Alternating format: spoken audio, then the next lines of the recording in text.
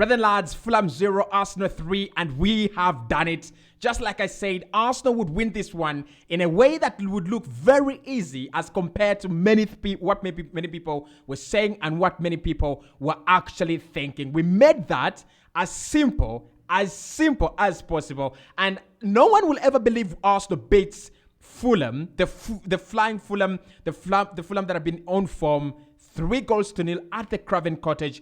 That was a cracking performance. I want your thoughts. I want your opinions. Who was your man of the match in this game? There were a couple of good performances. Gabriel Martinelli was superb. Leandro Trossard was superb. Martin Odegaard as well was superb. Thomas Partey was superb. And I thought William Saliba was superb as well. I think the whole team today literally played very well. But I want your thoughts. I want opinions. Who was your man of the match? I'm going to be controversial, right? I'm going to be very controversial. I'm going to give man of the match to Leandro Trossard. I thought he really played very well. So my man of the match is Leandro Trossard, but you have 4 options you can choose from. Gabriel, you can choose from Gabriel Martinelli, Martin Odegaard. You can choose from Thomas Partey as well, who I thought was very good, and William Saliba. But of course, if you saw any other better performance than those that I've actually talked about, then let me know in the comment box below. Right, let's dive into it. Number 1, this is the best performance Arsenal have played since 2023 began away from home. I think we played very well against Man United at home. We played very well against Everton at home, but away from home, that is the best performance we have put in. And I'm going to say this as well. That is our best performance this year, right? That is our best performance this year. It's the first time I've watched Arsenal without any pressure, without thinking we're going to concede, without any pressure, in this year. We played very well. I don't know how we didn't score 6. I don't know how we didn't score 7. Some of you predicted 4-1. Some of you predicted 5-1. It could have happened. This is a game where Arsenal could have run away, run riot, and we would have sent a statement to all these other clubs coming our way that, look, this is a very different kind of Arsenal. But what I liked about this performance, first and foremost, is the pressure it takes away from the team in the second half. 3 goals in the first half, actually 4 goals, 1 disallowed. I think Gabriel Martinelli is very unlucky that the first goal is actually disallowed. I think it's marginally offside. And of course, you understand VAR doing their job. VAR at their best against Arsenal, of course, right? And yeah, that was truthfully ruled out. But that took only 2-3 minutes to be, preceded by another goal. Arsenal got another goal in 21 minutes, and it's a free header for me. It shouldn't happen. It should not happen. But Gabriel Magalhaes again scoring against Fulham, making it back-to-back goals this season against Fulham. It should not happen. I think it's way too easy when you think about players like Gabriel Magalhaes and William Saliba in your penalty area. You've got to be a little bit better than that. But Gabriel goes in there, adds himself into the mix, and it's a very easy header. And what I liked about him, he makes it easy. It's an easy header, and he actually makes it and just nods it into the back of the net. Arsenal 1-0 up, and that is where it all started. The reaction after Arsenal scoring that goal was purely world class. And this is why my title of this video is Arsenal are world class, right? Because when we scored that first goal, in my head, I'm like, okay, let's calm down. Let's wait to see how Fulham react. That's not what we actually did. What we did was we went on and on. We looked for a second goal, and Gabriel Martinelli finally getting onto the score sheet, scoring his 12th goal of the season. He's actually on fire right now, and he should have scored more. Gabriel Martinelli should have scored like 3-4 goals, and that's why he's not my man of the match. I thought there are far easy chances. Martinelli could have scored a hat-trick in this game. He could have scored a hat-trick in this game, but I don't want to focus on that, right? So we score the second goal, 26 minutes in, and it's all a bed of roses. And then Martin Odegaard with the icing on the cake, 45+2. The best goal for me today is Martin Odegaard's goal. That was a good goal, right? Because the ball is crossed in. I think it is Trossard who crosses the ball in, actually kind of recycles it. Odegaard, the composure, he's so calm. I've always told you guys that this boy is the best midfielder Arsenal have, and if you take away Kevin De Bruyne from the Premier League right now, it could be the best Premier League midfielder right now. He's so calm. He's very, very good. Right, so we get that, and the pressure is away. The pressure is gone. Arsenal just, sailing. Then we come into the second half, and I thought Fulham actually really, really played very well in the second half. They brought the game to us. They tried to challenge us. They asked us a couple of questions, especially in that final third. I thought Alexander Mitrovic was cancelled out by William Saliba, and you always expected to, because Saliba is that kind of guy who's more like a Rolls Royce, right? But the second half was a little bit much better. Now, these are my key takeaways in this game. Number one, we took our chances when it mattered. When it mattered, right? So I spoke about it in the preview. If you want to win games like this, if your intention is to go at stadiums like the Craven Cottage, the Anfield, the London Stadium against West Ham, if you're going to win these games, there are one or two things that you've got to do. One, you've got to create enough chances for your strikers and forwards to thrive on. But then number two, you've got to take your chances. And that is what I loved in this game. Before, how many chances did we have? But before we scored our second goal, most of the chances that actually came our way, we buried them. After we scored our second goal, Xhaka, what a miss. That should be in the back of the net, right? That should be in the back of the net. Xhaka misses that one.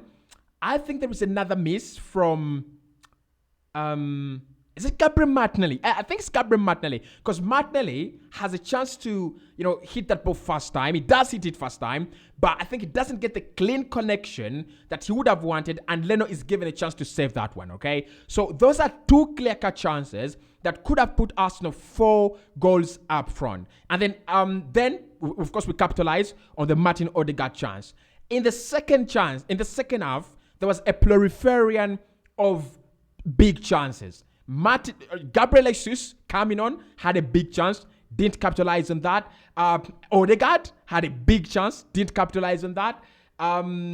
I think Saka as well had a big chance and did capitalize. So, but we took our chances, and I really, really love it, right? When you take your chances and you're running a game, it just takes the pressure away from you. It just makes the game very, very easy, and that's what it was today. We took our chances. We created more chances than anyone expected us to create at the Craven Cottage. We missed the many, and we scored a few, but it was actually very, very nice. Number two, the clean sheet was actually good and unexpected. And look, no one goes to the Craven Cottage with the likes of Maynard Solomon, with the likes of Mitrovic, with the likes of Andres Pereira, in the form they're in. Marco Silva's men are actually doing very, very well. No one goes there expecting a clean sheet. And you remember my prediction, it was Arsenal 3, Fulham 1, because I thought whichever way it happens, they've got to score. But we were really good. Aaron Ramsdale, first and foremost, 2 world-class saves. 3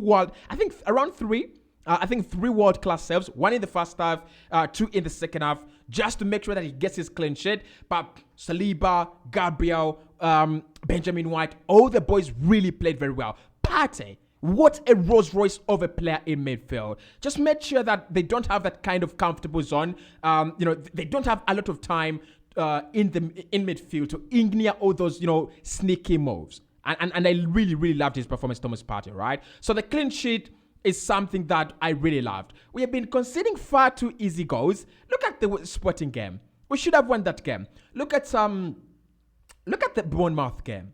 Like Bournemouth. They shouldn't score a goal against Arsenal. But look, so I wanted us to keep a clean sheet. I wanted us to go back to those ways where Arsenal don't just concede goals for fun. We concede goals because the other opposition has actually done enough to deserve the goal. And that is what happened. They didn't deserve a goal for me, and they did not get one. Now, point number 3, and this is very, very clear. I think everybody saw this on the pitch in the second half. Gabriel Jesus, guys, is back. And what can I say? what can I say? Just makes us better. He really, really does make us better. I looked at him, the way he's pressing when he's just come back from an injury, the energy, the passion. How did he not score that? Because Fabio Vieira, although many people actually criticize him, Fabio Vieira is going to be one of the best Premier League players in the coming years. I'm saying this from a point of view of a guy who loves him very, very much. Vieira is a very, very good player, right?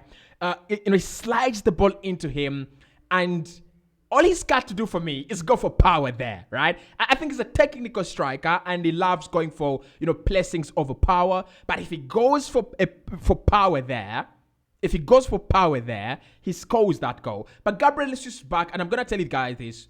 That is a massive boost. That is a massive, massive boost. Like, there's nothing I would rather see than Gabriel Jesus back on the pitch for Arsenal. And Mikel, of course, has done very well just to keep him out of the side, just to make sure that he's protected, and do all the good things about his recovery. I really I want to appreciate Mikel. He's done a very great job in that regard. So look, it's gonna be now a tug of war between Trossard and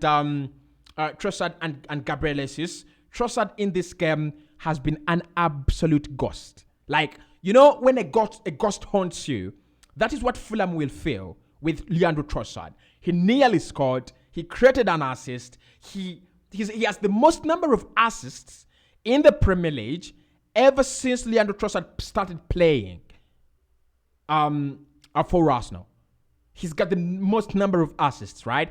And look, I said this in the preview that if you want to trouble clubs like Fulham, one thing you've got to do is you let players like Martinelli, Trossard, and Saka swap positions, right? And it's too flexible and it's too unpredictable. There are times when Saka was in the middle of in the middle of goal, and he was the number 9. There are times where Martinelli was the number 9. There are times when Martinelli was coming off the back post. There are times when Trossard was nowhere to be seen. That is the importance of Trossard. And I'm going to ask you a question here. Both of them are now fit. Trossard is fit. He played very well. Gabriel Jesus is fit. And his impact is already being seen coming back into the team. The question I want to ask you, do we play Gabriel Jesus now, or do we play Leandro Trossard for the next game? That is Crystal Palace and Leeds United. Who do we play in the next game? Because I really want to see what Mikel is going to do with them. Start Trossard or start Gabriel Jesus? I want to know. Because, look, what Gabriel Jesus gives us is unprecedented. But what Leandro Trossard is, also does is literally unmatched. The energy, the drive. He's one of those players that have come into this Arsenal side and slotted in, just like the way you would slot an ATM card in an ATM machine. That is the kind of relationship we have with Leandro Trossard at Arsenal. He's purely magnificent. And I thought I would actually talk about that as well. So those are my key points. Of course, we're going to be live. Make sure you watch that live stream as well. I thought Arsenal really played very well. Very, very, very well. The difference in this game, actually, and I think you've got to give credit to Fulham, is Arsenal killed it in the first half, okay? And although we did that, I don't think Fulham gave up. They really, really didn't. Listen to this. Fulham had 12 shots on goal, 2 on target, versus Arsenal's 15 and 7 on target, right? So you understand what I'm talking about. They never gave up. They had a 44% ball possession versus Arsenal's 56%.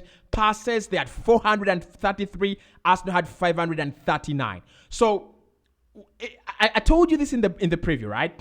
That this is a game where both clubs are going to come and cancel each other out. But the team that will take their chances, the team that will bury their chances, will win the game. And that's what happened. 12 shots to 15.